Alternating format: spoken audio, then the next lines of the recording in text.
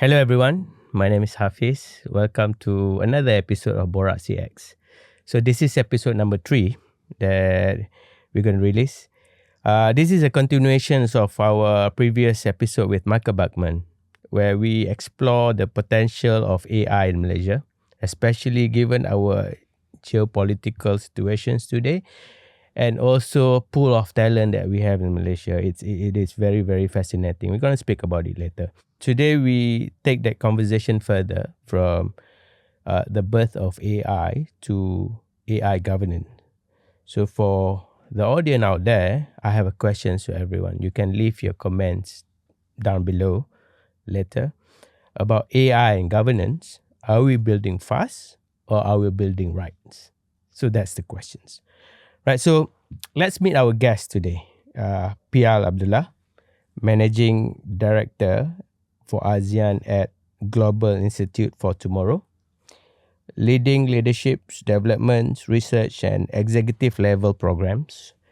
So she has spent over a decade working with leaders across Southeast Asia and was recently appointed as Senior Fellow at AI for Developing Countries Forum. Please welcome Pial. Welcome to the show. Thank you, Hafiz. Pleasure to be here. All right. So before we go further, before we speak about governance and we speak about other things in AI, let's speak about you first, Pial. You know, you and your organizations that you represent. I like the acronym of it, GIFT, right? So very pleasant. Hopefully, we will be a gift for you this morning. Yeah. So talk about your program more on leaderships that you have. Okay, so let me give a bit of background first for starters in terms of the organization, right? So we've been for about 20 years an independent Pan-Asian think and do tank and an executive education provider as well.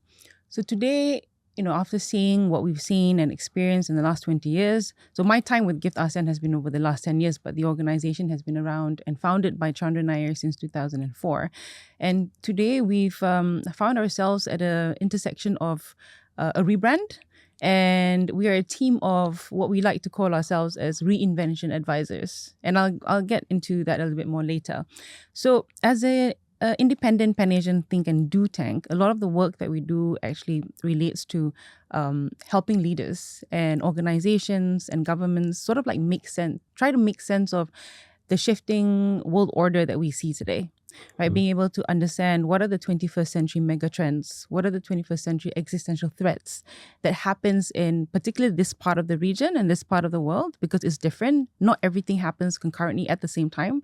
So the different things, progress, breakdowns, collapse happens at different places at different times. Mm-hmm. So I think looking at it in terms of where we are at, particularly in Southeast Asia, in this region, that's an important part to unpack, right? Being able to see our challenges, our opportunities, our gaps, and our strengths from an Asian worldview or from an Asian lens. I think that's the key discussions that we want to talk about, particularly when we're bringing this topic around AI governance, as well as jobs of the future, right? Because governance, in my sort of understanding, is not just about policies, but it's so much more. It's cultural, it's political, it's anthropological. So it's a mix of a lot of things. And I think the key argument is really around, as you talked about, building fast or do we build right?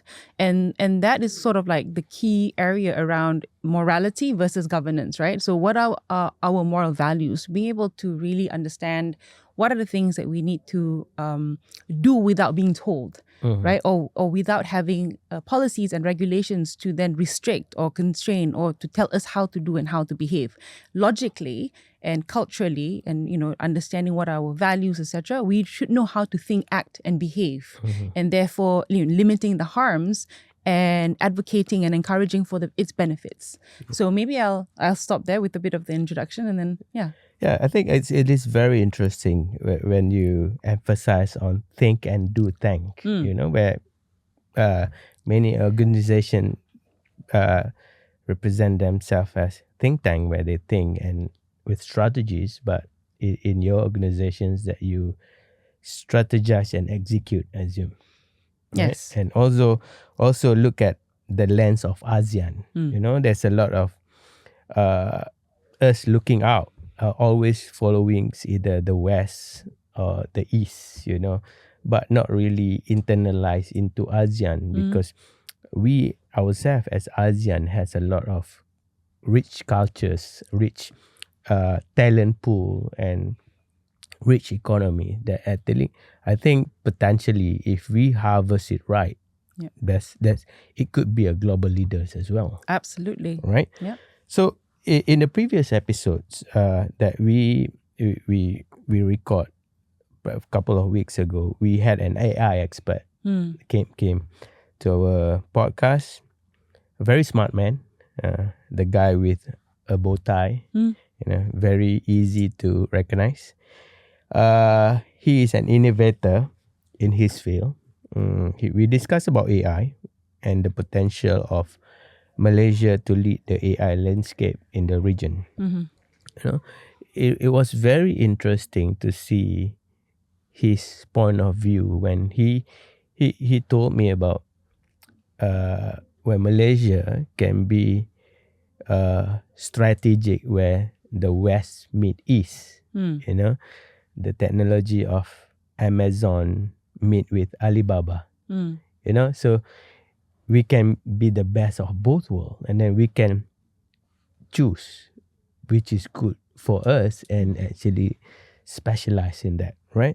So we have got a good English speaking community, enough English language, English speaking population. We have got good talent and technical pool in Malaysia, and so every part of the formula to make it right, it's already there. Now it's the execution of it. What do you think of it? What is your point of view in that? Thank you for bringing that up. I think, I completely agree, whereby I do believe that Malaysia has got a lot to offer, particularly for this region. I do feel that we are currently punching below our weight, and therefore there's a lot of potential to be unlocked. And as you said, the fact that we are multiracial, and that's absolutely beautiful, and we should harness this multicultural, multi-religions, and multiracial community that we have. Because, if you think about it, if I were to put a Chinese talent in India, right, and they see, all these Indians sort of like eating with their hands and all that, they wouldn't be shocked. They would just join in, right? And be like, okay, banana leaf, let's go. And then if you sort of like bring, an Indian from Malaysia to China, and they also too wouldn't be shocked. And these are the cuisines that we enjoy on a daily basis, and immediately they will pick up chopsticks and then they'll start eating. In fact, they probably know a few words of Chinese as well, and be able to converse in terms of like, your ability to say hellos, or like, come and join and eat, or have you eaten, so these basic things. And so I think that makes our culture so rich. And so if you put Malaysian talents anywhere, they can survive and they can adapt. So adaptability level, agility level. So from a leadership lens, organizations are constantly talking about how we want to be able to build leaders who are agile, and also talents who are adaptable and flexible. I believe we do have that as a basis. Yeah. However, what I do feel in the last sort of like decade of work here, and working across talents from your junior leaders all the way to your mid-managers, senior managers, and even, senior leadership teams, is that many, we are really good at being more of a tactical type of leader, right? Rather than a strategic kind of leader. And I think that really lands on that, the fact that we have maybe one of the highest power distance in the world. So in the power distance index, Malaysia sits at 100. So that's actually very high. If you were to compare that to Indonesia or Singapore, for example, I think they're maybe about 70. I mean, please do check back. But based on my last review, that was about the numbers. And therefore, in terms of just being able to think strategically, we sort of like sell ourselves short, because we don't really believe in ourselves as much, right? So there's some level of insecurities. There's some level of sort of feudalism and patriarchy that sort of like sets in, depending on who the audiences are. And I think if we're able to overcome that and to be able to really be secure in ourselves, that would then push up the levels of confidence and therefore moving, from being tactical leaders to strategic leaders. And when I talk about tactical leadership, it's also that people are great executionists. So when it comes to a task and I tell you, okay, you know what, here's a task that we need to complete, 1 to 10, please complete it. No problems. We understand, we can take instructions well, and we will execute it to the best of our ability. That means if we have to do extra hours, we will. If we have to sacrifice, our public holidays, we will do it to deliver. But when it comes to, okay, now there's these steps, right? So from 1 to 10 maybe, or there's this outcome that I want to get, but the how, I'm not sure. Or maybe the steps of 5 to 7 to 8, I'm not sure what that is. You come back and then you come with your own solutions and ideas. And I think that's where sort of like we are a bit weak in. And that's sort of like what I, based on my observations, and that's what we try to work with, right? So the first is having this sort of like clarity about, who you are, what do you stand for, your identity, what serves you as your sort of like North Star and purpose. We talk about this, and I don't want to like overuse it, because sometimes there's sort of like an overusage around certain words. Exactly. And it becomes sort of like there's a lethargy or like tightness around these words. So it does, boil down back to that, right? Really understanding, as a society, how do we operate? What are our cultural norms? What is sort of like that social and cultural legitimacy, right, that makes us Malaysians. So I think that whole part around, as Asians, we are generally non-confrontational already as Exactly. is, right? Yeah. So we try to avoid difficult conversations. But then you have levels whereby, some people can hang, meaning that they can have difficult conversations in a longer period of time.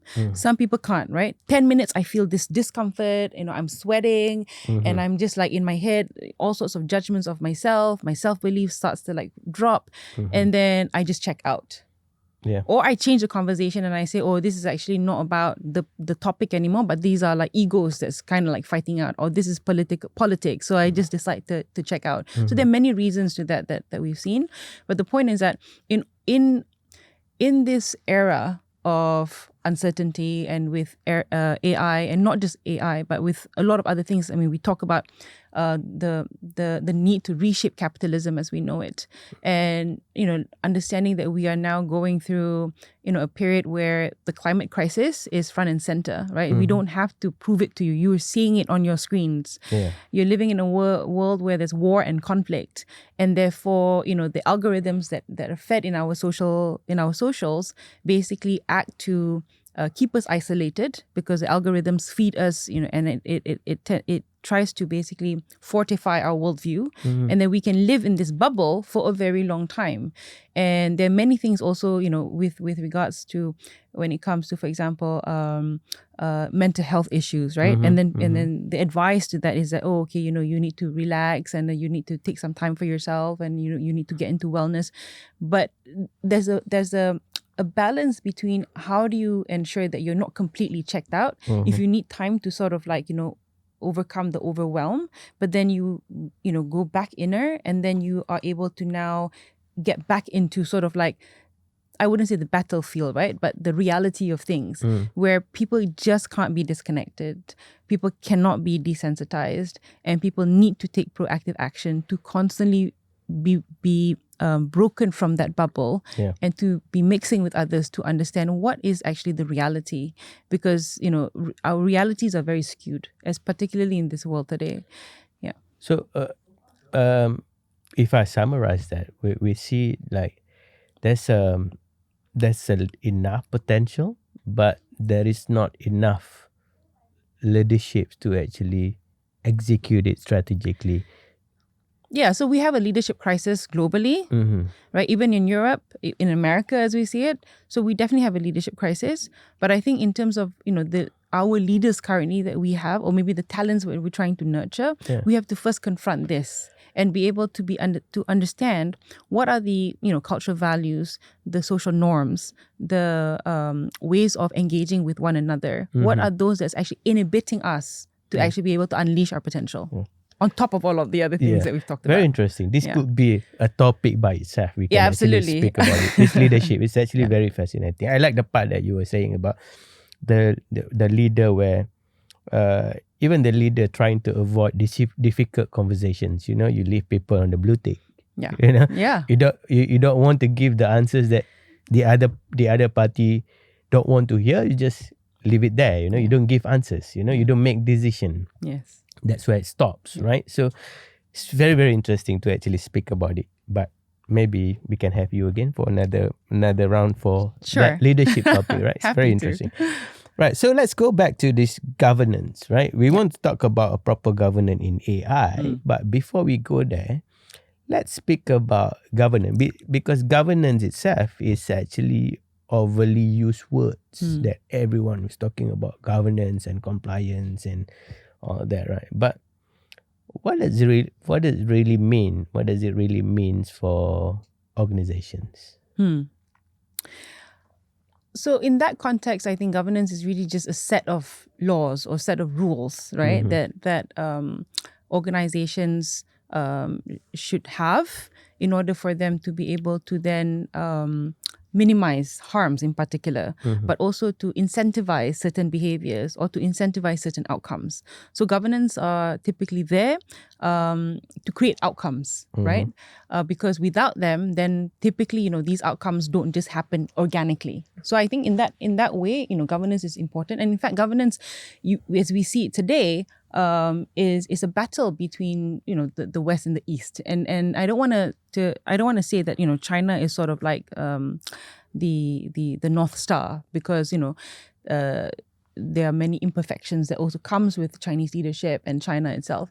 But I do see many things whereby, as a parent, I wish that our government and our governance systems that we do have that in order to protect the family cohesion and my children, for example, right? So if you look at China when it comes to gaming, so for China, at one point it decided and it saw that the youth addiction and the child addiction on gaming in particular was causing a lot of harm. That means people were distracted, people were wasting time, people were not socializing, and so therefore overnight they banned it.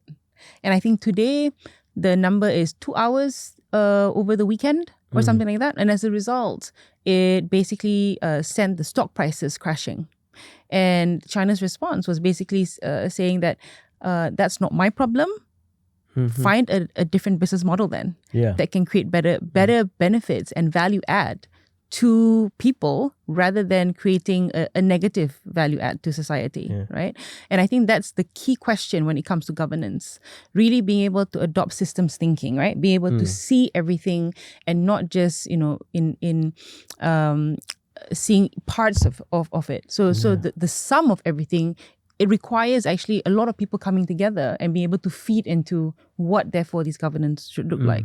And I think for organizations, as we're seeing it, there's sort of like this rush into AI adoption, right? Everybody just needs to use AI without really asking, the questions of the how, right? So you've got the everybody just needs to use AI because AI is the future. We don't negate that, but to what end, right? So we've seen some of the negative repercussions in terms of for those naturally personalities whereby they love to use shortcuts, or just people who are a bit more lazy, and then you kind of like use AI as this sort of like crutch, right? And then for me to get to the answers faster, then I'll just use AI and then I'll get the answer. Then I'm okay. This answer is good enough because it looks like it's good enough, but there isn't any like deep thought, or maybe more deeper back and forth with AI, or to even know whether it's hallucinating or if it's not, whether or not if it's giving an answer that's good enough, or whether the sources that it's cited is actually true or not. So those fact checking and things like that. So I think then, therefore, that whole rush into AI adoption requires governance. Yeah. Because then governance will then say, okay, what are the things that we are now measuring for? So if it becomes sort of like, this excuse for just laying people off and saying that, okay, we've invested into the systems, etc., and this costs us a lot of money, and therefore we need to cut costs somewhere else to make up for it. And the one that's going to be on the losing end will be people like you and I, right? And so we've heard many who embarked on AI projects, and these AI projects were meant to be like, in the next 3 to 5 years, but because it moves so fast, within 6 months, the AI project was such a success, then the whole team were made redundant. And we're seeing a lot of this actually, but it's just not made headline in terms of the job losses, right? So the recent statistics, in May alone, I think there's about 27,000 job losses. But between 2000 and 2024, in the last 4 years, we've had 300,000 job losses. And these jobs are not coming back. Yeah. So then going back to the point, which I think recently the head of World Bank, Ajay Banga, spoke about the amount of young graduates or those who are of age coming into the workforce over the next 15 years is to the tune of about 1.2 million, I think. And then there will be jobs available for them, 300 million jobs that's available for this sort of being able to absorb this coming of age into the workforce. But there's 800 million left who don't have jobs. And 800 million is a lot. And so what will happen to this young, ambitious, trying to make a living of themselves? What will happen to these young people, right? So and the two things that he wants is, number one is instability, right? Because then you have all these young people sort of fiddling their thumbs, maybe sitting by the sidewalks, not doing anything. And the image I have is, for example, in Jakarta in Indonesia, you have so many, Grab workers and Gojek workers sort of just sitting, waiting for the next order and nothing much. And so I feel that Indonesia's missed that opportunity of their bonus demography, right? So the youth dividends that they're supposed to be seeing coming into Indonesia is being missed as an opportunity. They've not been able to unleash the potential. If you look at the amount of workforce. And so going back to this 800 million people, instability and also illegal migration. So if they can't find jobs in their own country,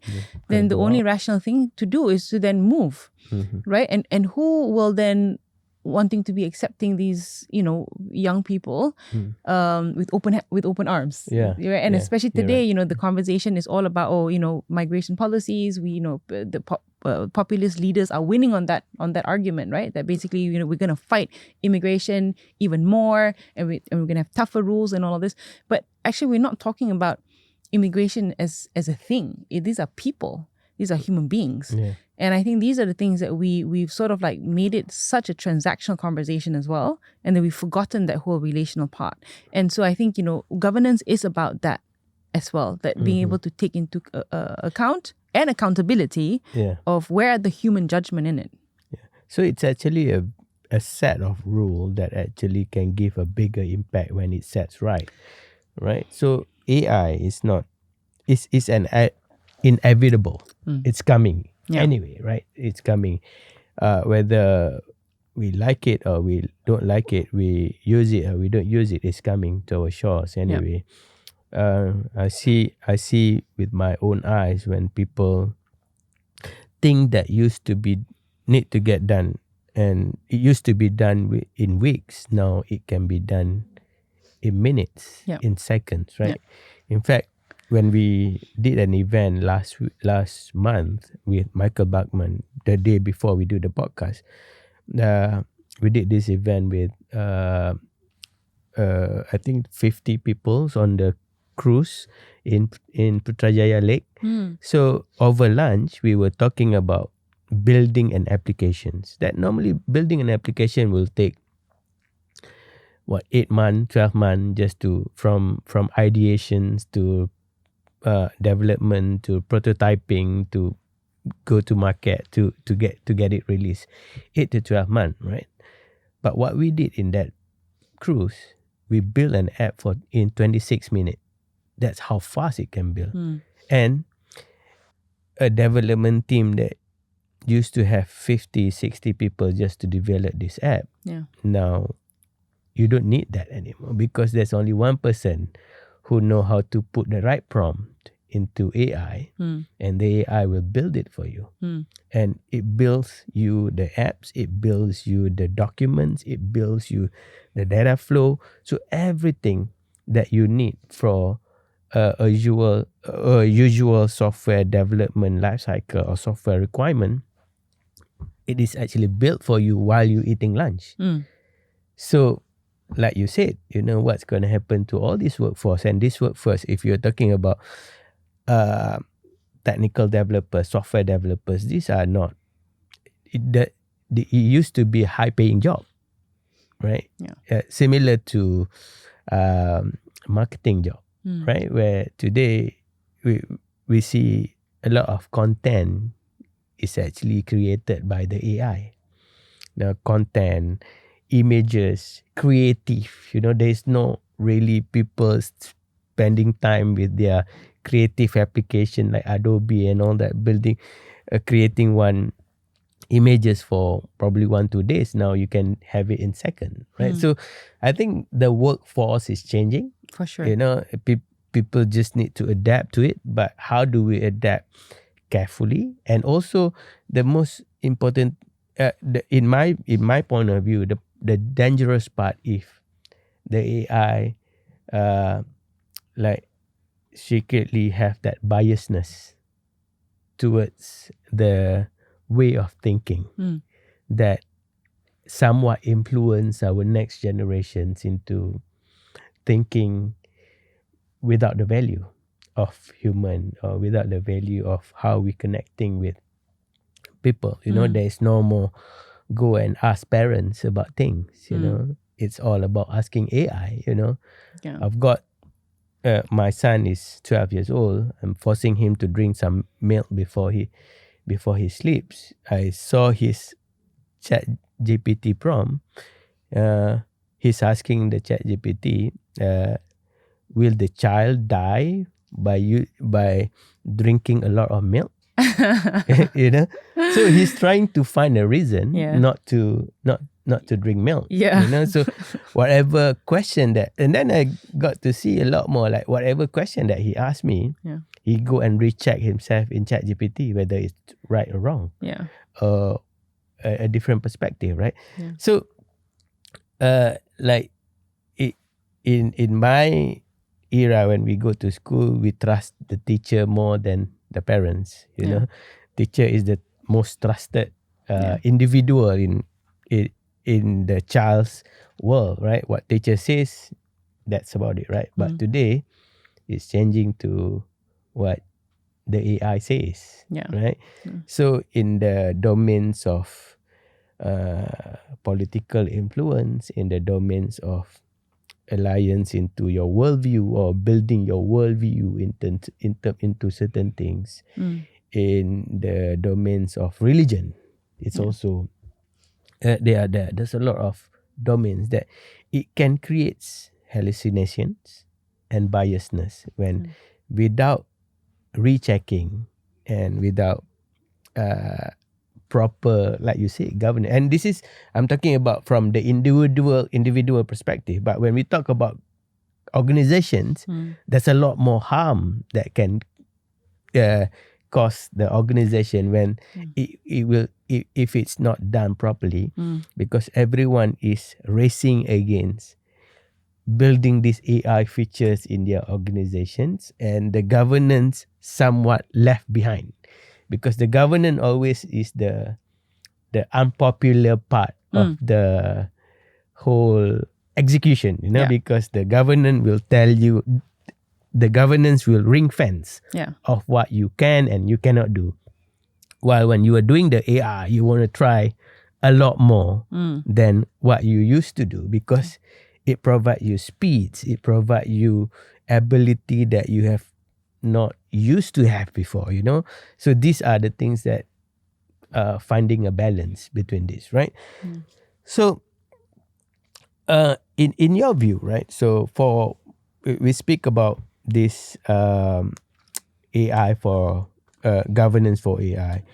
Who do you think responsible to this, making sure the governance is executed in the organization? Is it the leadership? Is it the tech team, or policymakers? Because we it's very broad, right? It's not only about the organizations, but also about letting people go because of the job has been replaced by the AI, So what do you think? Who should be the what do you call this? The spearheading the whole governance thing for AI? Yeah, I think there was a lot in what you talked about, right? In terms of the positives of AI and also bringing some of the negatives of AI. And I think, there's a lot that I want to comment on that. But just to answer your first question, this question, immediate question around AI governance, who should be responsible for it? It should be all of us. Each and every individual must be responsible because AI is a civilizational mirror. So, it is the biases and all that comes from, the users and its creators. So a lot of these LLMs, as we know it, come from the US. And therefore, there will be a lot of course, Western and US-based biases already, sort of installed within it. And I think that's the part whereby when it comes to, AI sovereignty, when it comes to even national sovereignty, that's the question of, how fast can then countries and governments respond to that to ensure that our sovereignty is intact. And I think these are what countries like Singapore and Hong Kong and China is all doing, right? And we can look at what these other countries are doing and then decide, given whatever limitations that we have, what are the most important areas that we need to develop. But I think going back to the point of, do we then build fast or do we then build right? So in America, for all of its tech companies, the mantra has always been, build fast, break everything, and then try and keep these broken things for as long as you can get away with it until the law comes and slaps you, right? Yeah. So China has a completely different approach to that, right? So from the beginning, if you think about just China's ways of looking into progress and modernity, right? Shared prosperity, for example. And then I think they move into eco-civilization to define what progress and modernity should look like. And so that sort of looking into everything to prioritize people, planet, climate as the center of governance, that is actually the key. And then everything else is agile, right? So governance and laws and policies should be able to move along as fast as technology evolves, but the reality is it won't. So that's why I say that every individual has the responsibility, because it goes back to our moral values. But the challenge today is that because we are fed through our algorithms, we are more and more sort of disconnected with the wider society, because we're becoming a lot more isolationist in the ways of how we behave, especially the younger generation, as you see, because they're sort of like, stuck on the digital crack and their mobile phones. So the amount of like how we would normally typically engage, go out and play and talk to others who don't look like us, dress like us, sound like us, smell like us, for example, right? That is the ability to engage, to have different viewpoints come into our consideration, so that we're able to then come to a judgment, or what do we feel is right, or what do we know is wrong, for example, right? And I think when it comes to the responsibility of it, each of us has that responsibility. And then when it comes to governance, I think today, for example, you talk about the creativity of using AI, right? Something that you would take 8 to 12 months today is a lot shorter. And then that goes to, for example, one-person companies, one-person or OPCs. And OPCs today is in the US and America, in America and China, as you can see it, has very different ways of approaching OPCs. So you've got OPCs coming up in the US, whereby you've got one-person founders, and they're building things, and then they're breaking things, and then they have to then face the law, but much later. In China, in fact, what they're doing is that they're saying, okay, why don't you register yourselves as OPCs? And then I think when they did that in the last year or so, they had 17 to 18,000 registrations, people, those who wanted to be a part of OPC. And OPC, maybe I think there's some differences in terms of the legalities around OPCs versus sort of like your standard enterprise, for example.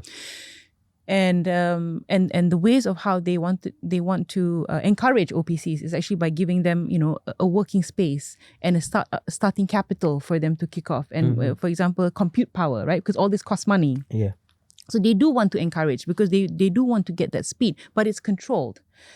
To a certain extent, right? But it's not really controlled by governance, right? It's just in a controlled environment, so that they are able to anticipate, but also allow that space for innovation and creativity to be expressed, but at the same time to do it right without having to then cause harm. Yeah. So if you think about the recent news that came up in Hong Kong, 3 Hong Kong University students, girls, who basically found out that their schoolmate was having naked photos of them and I don't know whether he circulated it, but it was found out through his girlfriend, and then they found out there was a full folder, A, B, C, D, of all these college girls, where he would just take photos of them on social and then get AI to undress them and then create like some short porn or clips of them, and they wanted to make a complaint, but there was no specific organization or place for redress.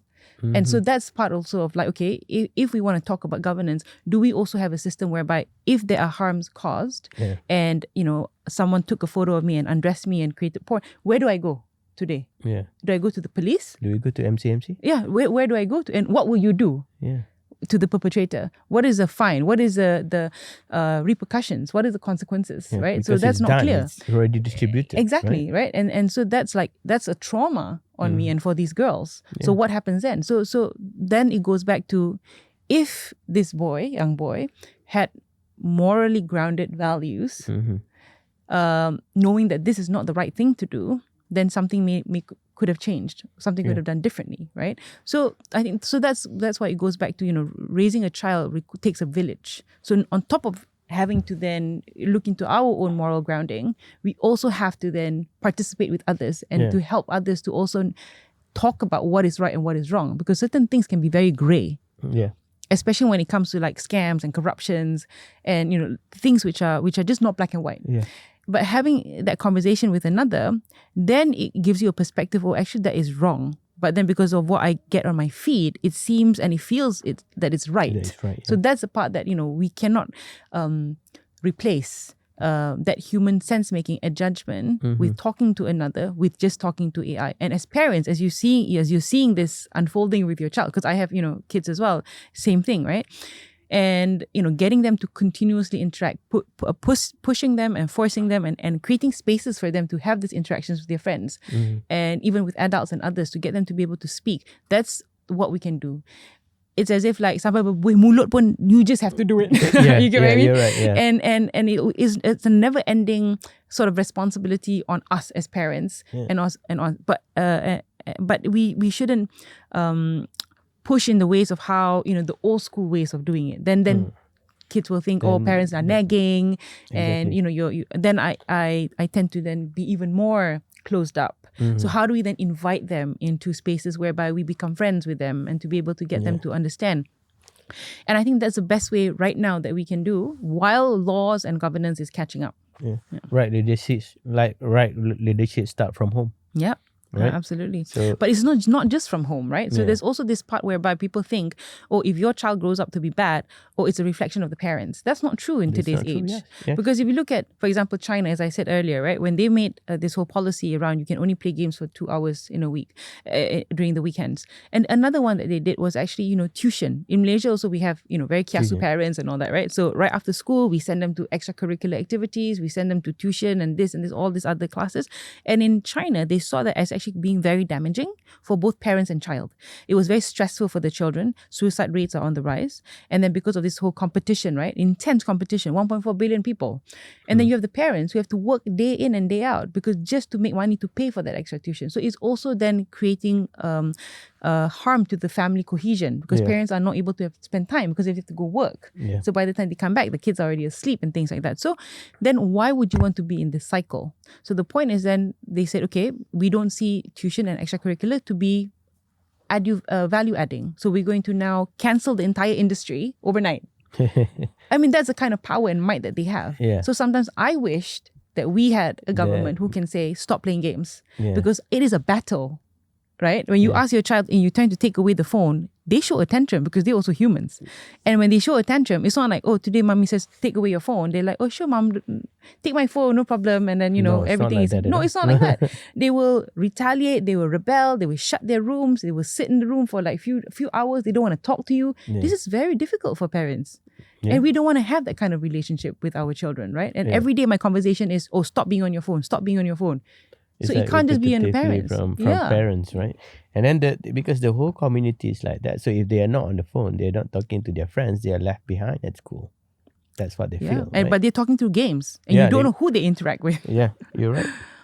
So let's go back to this governance, right? Yeah. I have one last question on this first part.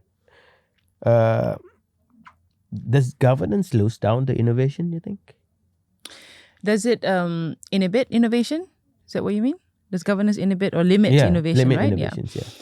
I feel that there's it could be both ways. It could be both ways. So to a certain extent, that there is the argument whereby there's too much policies, too many regulations, etc. It would then circumvent the type of innovation that can come through.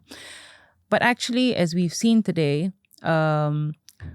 there's more harm than benefit, right? So if you look at social media, for example, it's been with us since I was in my teenage years, right? Since like I was in my 18, 19, and then we had Friendster, MySpace and all that, and then eventually Facebook. Yeah.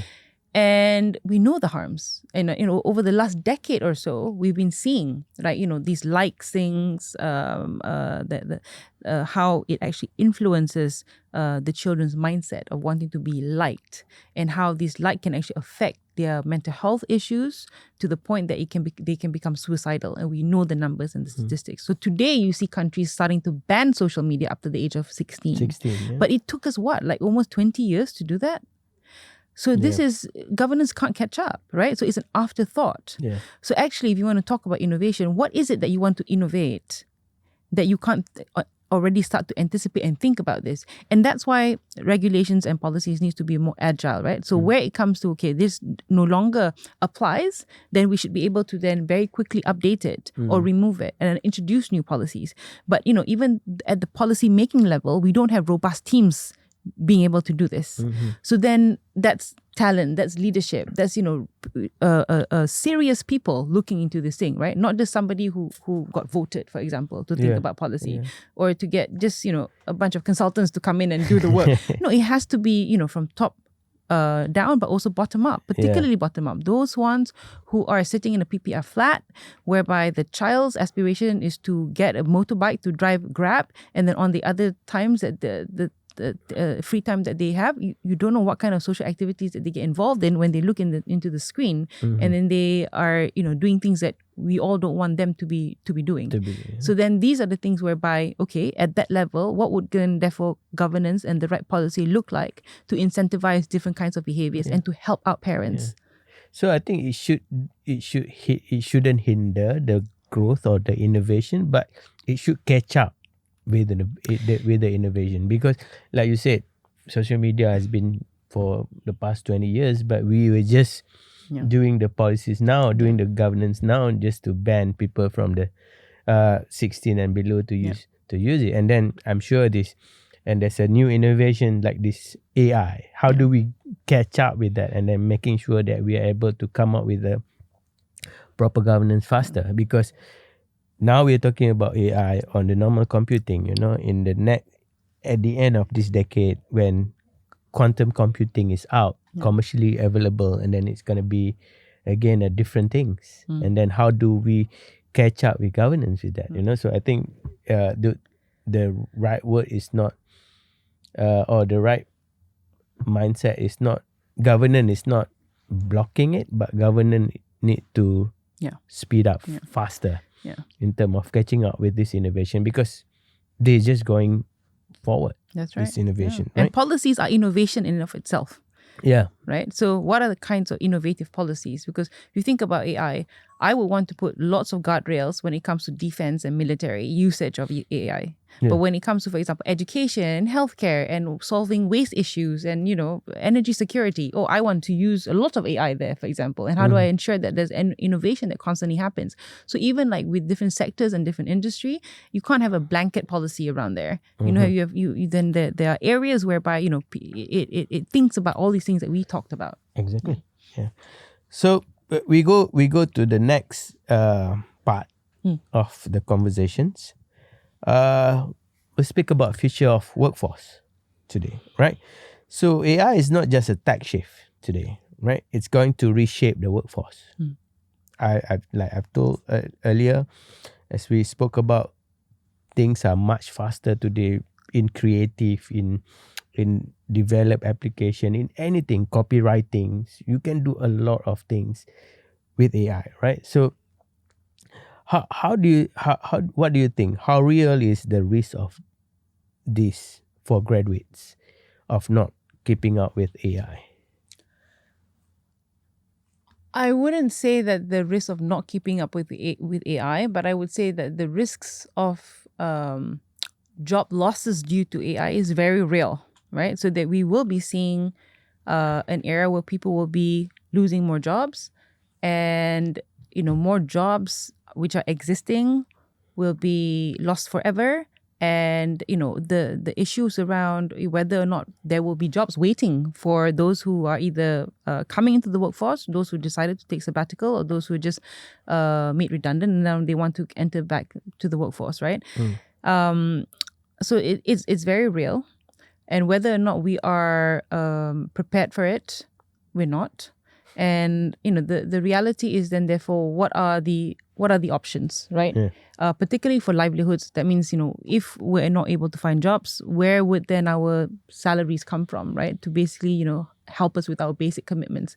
So I think globally, we've heard many talking about UBI, UDI, universal basic income, universal dividend income. And I think that it goes back to the point of, how we are also today seeing wealth inequality becoming more and more crazy, right? Because the levels of like the of wealth that is being accumulated and also created, and also who's taking this part of the wealth.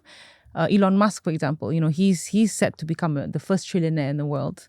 But between him at the moment, $800 billion, and then compared to the next billionaire who's $200 billion, there's such a huge gap. Huge gap, yeah. Right? So these are the levels of inequality, and you're trying to think back about that level of inequality and wealth distribution, right? And how are therefore those who are going through this transition and cannot cope need to be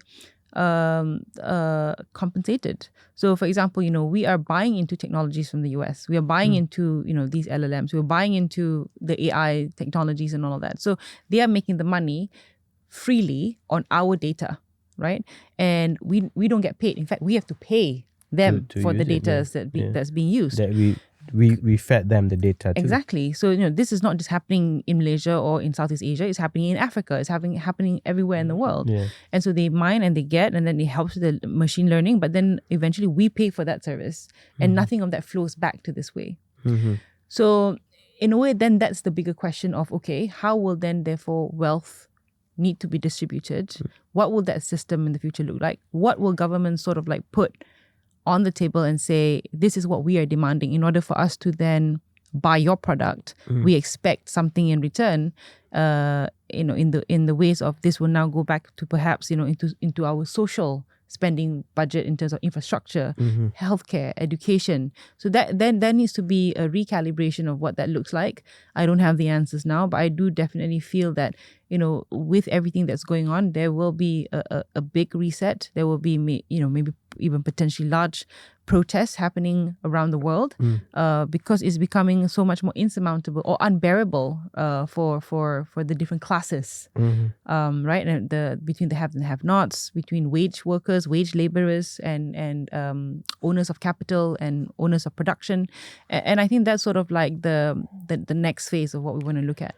Let's stay into that topic a little bit. You touch about what government need to do to actually prepare our people, the future workforce for this, right? So if we, in your point of view, right, if we look at it, what should organization or the government do, like top 3 priorities that they need to do now in ensuring that we have the workforce that is ready for the working with the AI world today? Okay, so this is not an easy one. I would say first is look at education, because I do feel that the future of education will look very differently. You don't necessarily need to go to campus universities, and universities is how we know it anymore, because you can specialize very quickly. You're able to take short courses to get to where you want to. You're able to learn with AI, in fact. AI can be already, a teacher to a certain extent to learn certain skill sets. And so the future of education will look like very differently, but I don't think we've actually like even considering And there's a lot of debates maybe around, there's a lot of discussions happening, but we don't really see anything happening on the ground with how that's changing, right? So we're not even talking about primary school or secondary school, but we're talking about tertiary education and higher education. What does that look like? So that's part one. Part two is then, I think the government's doing a lot in terms of, with its 13th Malaysian plan, looking into data centers and all of these things, but really being critical about, what kinds of jobs are being created, what kind of FDIs that we're actually bringing in, and what are we actually trying to spur. So one of the ideas that I had is actually creating an ASEAN talent / entrepreneur corridor, right? And the reason to that is actually this. So you have many graduates who are coming through. So I give this example of Brunei, right? Brunei, 500,000 people, very rich country. Just from the University of Brunei, Darussalam alone, you have about 1,200 graduates coming out of the university every year. But because its economy is not so diversified, it's still very much heavily in oil and gas. So it's either you're absorbed by that sector or you're absorbed by the government. But how many people can you have, coming into the government? So if you go into Brunei today, which I've done in the last year, every person that I turn to is a doctor through a PhD. Because there's no job. So the government just saying, correct. And then you go do your master's and then you go you do your PhD, and then so everyone's a doctor. So in a way, you've got so much talent and you've got, a very educated workforce actually, but they're all just in Brunei. So Brunei is also probably having some maybe brain drain challenges. But the idea is that, but Brunei doesn't see things like maybe poverty, right? They don't know what that really looks like if you were to go to Philippines or other places. So, a simple form is that how can we take these talents, expose them to, other issues that faces the region, shared challenges, for example, like climate adaptation, microplastics and plastics, air pollution, food security, energy security, water security, poverty, jobs, right? So actually getting these talents and allowing to somehow channel them through this sort of like ASEAN talent corridor. A shared resource. But also allowing them to actually be exposed to the challenges from the different countries in ASEAN and understanding what are the challenges that's specific to Indonesia, specific to Vietnam, to the Philippines, and what are the sort of like the shared challenges that we face as a region, and then innovate within that space. And then they can come and then there's a curated journey, for example. We can put together talents from, imagine 10, 11 now, right? Putting a cohort of those young talents who've just graduated, can't find jobs, can apply to this. And they can come and they can spend 3 months as they're sort of like traveling across ASEAN countries, and with curated site visits, meeting with the different stakeholders, understanding, policy issues, for example, like agriculture, affordable housing, climate issues, etc. And then, within their cohorts, coming up with ideas on how to solve these problems. And then when they go back, there's a sense of like, that the world is bigger than myself. And there's so many things actually to innovate for and to come up with the business and and use AI for the benefit of that. So I think that's something that we're missing out on, because there's many like, bilateral trades, Indonesia and Malaysia, we have something going on there, Malaysia, Singapore, we've got something going on here. But why don't we have something whereby, ASEAN Secretariat can lead it? And then there's so many different other, Khazanah, Temasek, all can come together, fund the first cohort, and then allow, the selection and curation of this. Don't build anything new, just build on existing infrastructure. Meranti, for example, you have this whole thing in Cyberjaya. And those are the hubs where you're able to incubate, right? And bring people across ASEAN, think about ideas, come together. And that's going to the point of not relying on AI, but relying on human ingenuity and judgment and curiosity and ambition and all that, and getting them to do something productive and useful. And then you might be surprised with what the outcome will be. And I don't think it costs a lot of money to do that. Exactly. Let's stay to the topic of talents just now, right? So you work closely with a lot of leaders across ASEAN.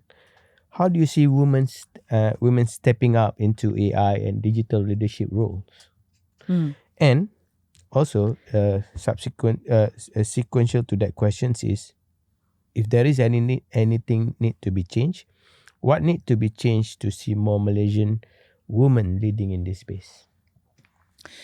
So I think so this could be a bit of a sensitive topic in the sense that, whenever I attend women empowerment or, women conferences, women empowerment networking events and all that, I do feel that the script has become a bit old.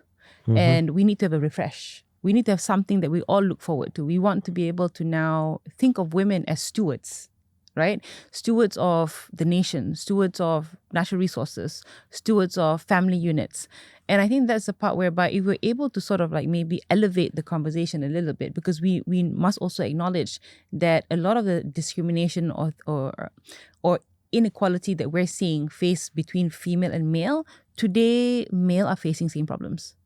Right? So if you look at the number of STEM students, for example, more female than male. If you look at, for example, number of jobs, right? There are more female making, quite decent money compared to their spouses, for example. And I think, a lot of these things will need to be taken into consideration when it comes to like, what are we fighting for?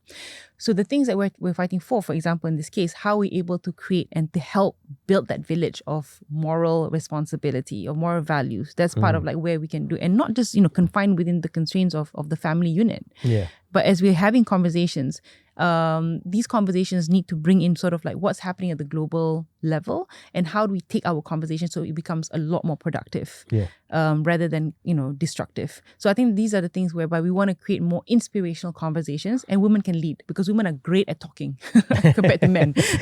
Right? Exactly. Men play sports and, they do their golf and then, there are very interesting things between men and women. But I think, there's an opportunity for women to do so much more. And because, there's a care, conference happening on Monday. And that's why we want to be able to also think about care, not just within the confines of, disabled people, elderly and mothers who are caring for the younger children, but care of the nation as a whole. How can we all participate in becoming stewards? And also then, therefore, how are we then compensated for that? Not from a monetary point of view, but, our basic needs are met. Yeah. And I think that's the most important thing. That's how bringing women and changing the conversation is key to this effort. Yeah, it brings a different point of view when you put men and women into the room and having a conversation and on the same topic. It gives a different point of view that actually bring the balance in to making the right decisions. Yeah. Right. So there we have it. So we come to the end now. We came into asking one questions as are we building fast or are we building right? And you have made it clear. Speed without direction doesn't just miss the mark, but it creates problem that we're going to spend for years fixing, right? You speak about, but the other part that you touched before we end the show about how as Malaysian that we are able to see the best of both worlds, the West and the East, and learn from this and adapt the best. And making sure that we can become better nations, but it has to be moved in the faster pace than what we have today, right?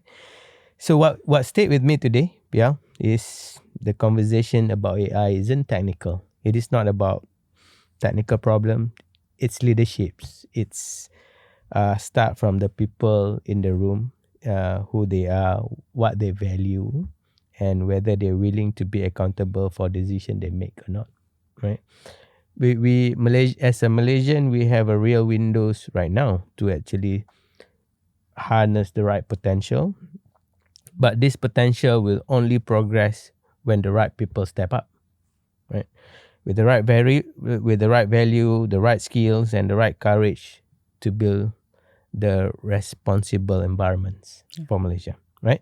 So that's what Borak CX is all about.